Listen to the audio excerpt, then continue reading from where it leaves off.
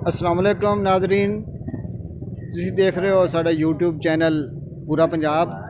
अज असी इलाके के मशहूर मरूफ लोहार सईद लोहार खेमगढ़ वाले दे कोल खड़े हैं।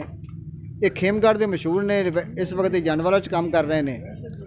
तो शादी ब्याह के उत्ते ये चमचे कड़छे इस किस्म का सिल्वर का माल जिहड़ा ना खूबसूरत वो तैयार करते हैं। तो हुणे भट्ठी दे विच उन्होंने सिल्वर पा छड्डे तो देखने भी ये हुणे असी उन्हों का काम देख रहे हैं। माशाल्लाह लाजवाब काम है।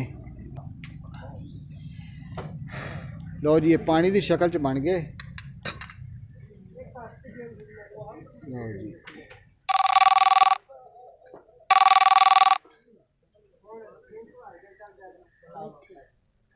लो जी, बिल्कुल माया हालत दे विच लिक्विड